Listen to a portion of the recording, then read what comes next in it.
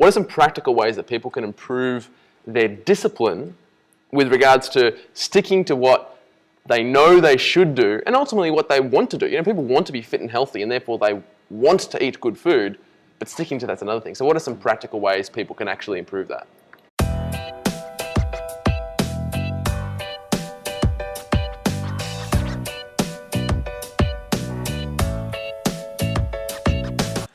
All right, welcome back again to the CrossFit by Design podcast. Hello, Brendan. Hello, Tom. What be going on in your brain today? Not much. Not kids much? program. That's been Kids? good. Okay, Yeah. good. Yeah. Happy with that. If you don't know, we do a kids program. Check it out. Yeah, especially by the time this airs. Yeah. Yeah. It would be awesome. Okay, so today we're talking about a couple of different themes tied in. So nutrition and discipline and sort of mental fortitude, if you want to call it that. Typically when we want to change a habit, we think about, I can just go cold turkey and just I'm going to stop smoking, I'm going to throw out all my smokes and never have another smoke again, and then that's it.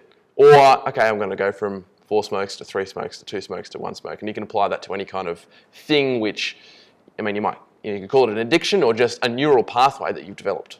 So there are typically 2 schools of thought: cold turkey, fading out. With regards to nutrition, when dealing with what to eat and what not to eat, is going cold turkey or fading out when we're trying to make changes better?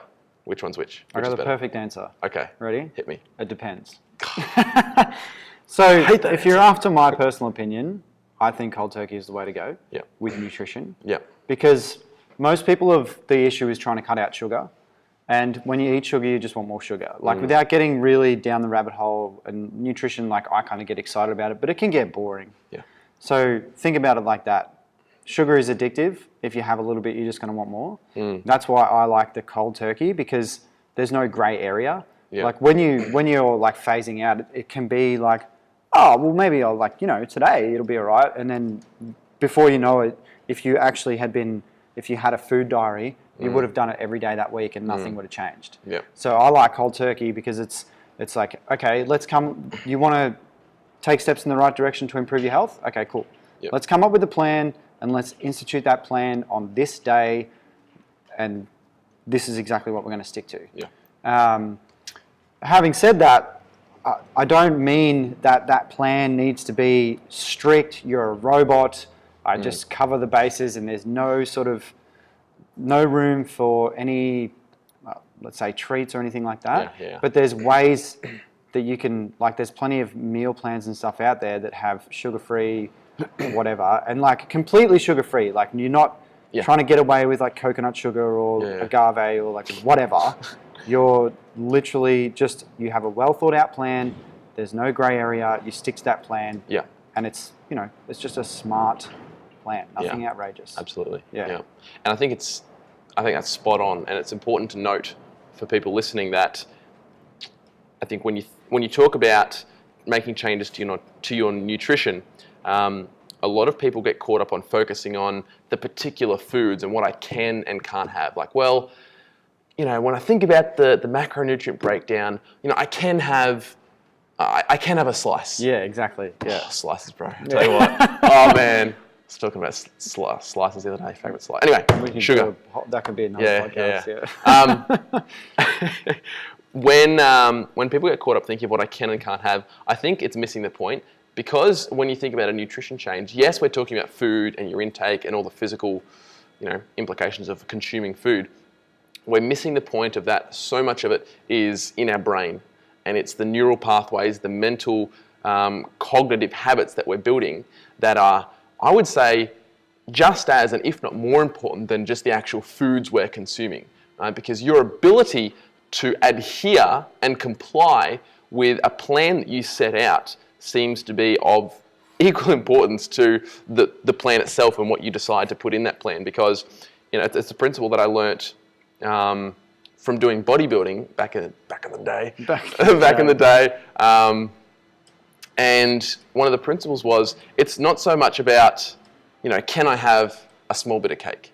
Well, yeah, you can have a small bit of cake. That's probably in the long run not going to do much good. But if you have one, it's going to lead to another.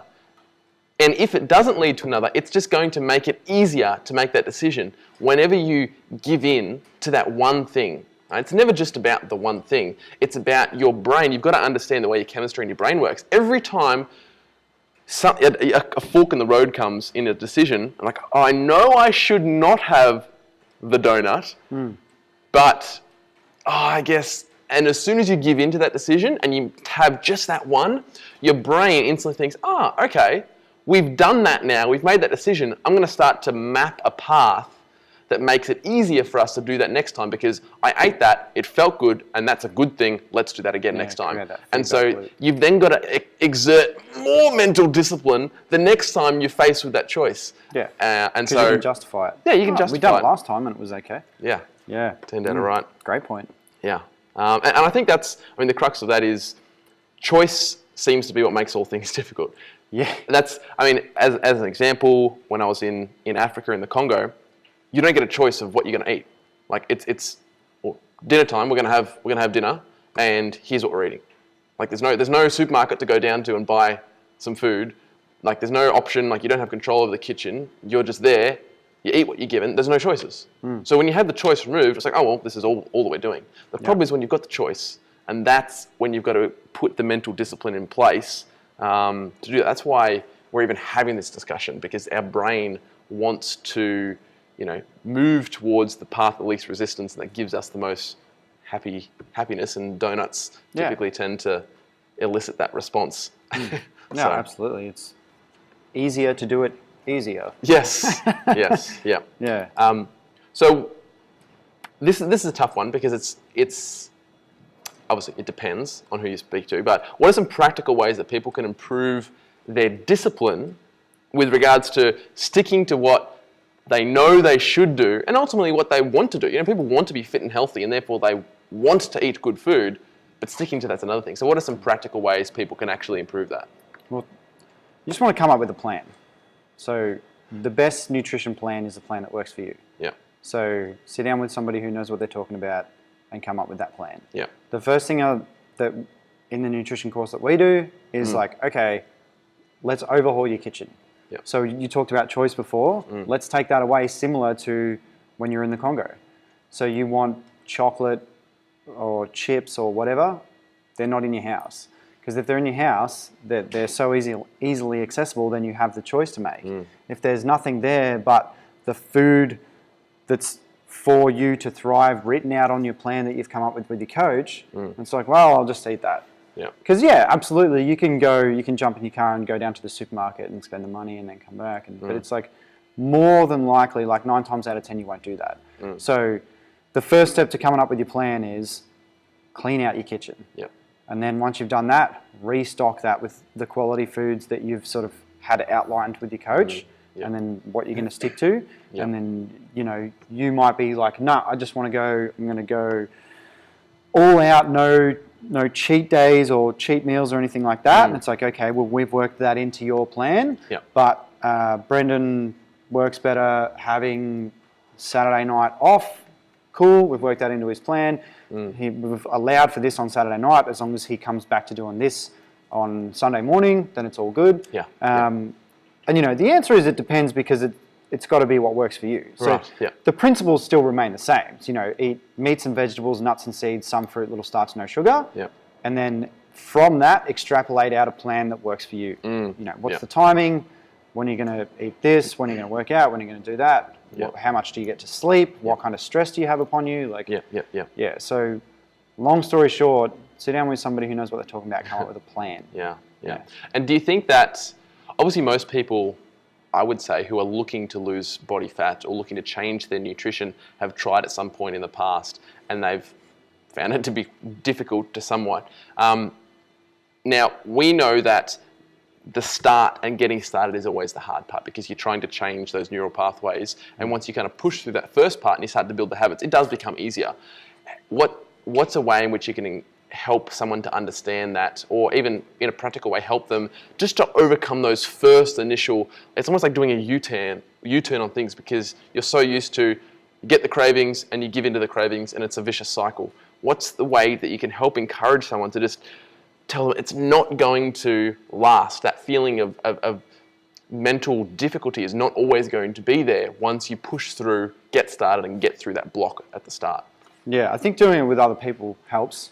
Like if the whole life challenge is good. Yep. Because you have a community of people around you who are going through the same thing. Because, you know, when you're in any kind of pain, physical, mental cravings, you kind of feel like nobody understands me, man. Nobody gets what I'm going through. Like, you don't, you know, this is harder for me than anybody else. But and it's nice to know that it's not. Like, it's very achievable and everyone goes through the same thing. So if you have like kind of like a buddy that you're doing it with or something like that, because I went through the same thing. Like my nutrition when I was in the army was like rubbish.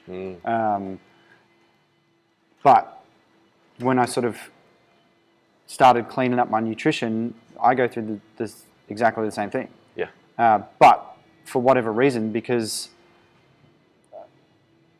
it's sort of, I don't want to say it's easier for me to eat healthy now. It's definitely not. Like you said before, it gets easier, but it's still always hard because the choice is always there. Yeah.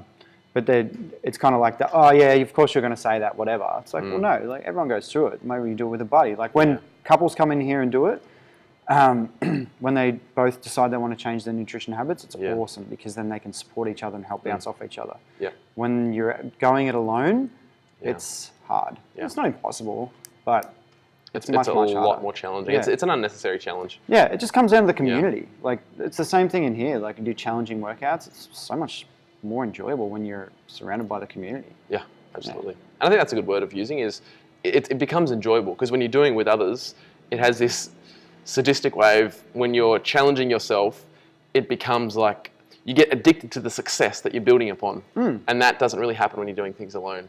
No, that's spot on. And then you kind of like, you can joke about it. Like, how good was day 2? Yeah, I loved feeling like shit all day. That was awesome.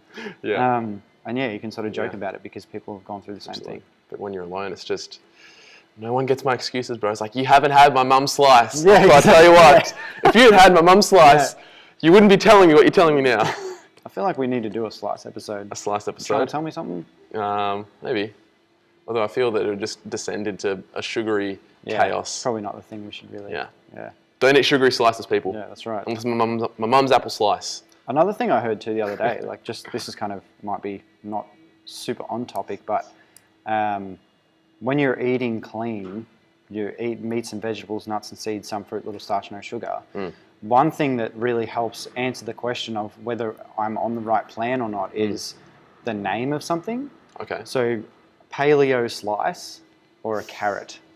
So anything that is actually, you know, whether you like paleo or not, like whatever, like whole foods, none of those whole foods have like paleo before them. Special names. Yeah. So can you pass me that paleo carrot? So I would say a good guideline, which kind of fits in well with this as far as getting on a sort of healthier bandwagon with your nutrition or changing your habits or going cold turkey. It's like stick with things in their purest form, you know. Don't have a health bar. Yeah, don't have a paleo cake. Don't have a paleo whatever. Yeah. Just have meat and veg. Cake. It's just cake, bro. It's just cake. Just cake. Absolutely. Yeah, for sure. But yeah, more of a fun fact than anything else. Yeah. Awesome. Thank you. Thank you, Tom.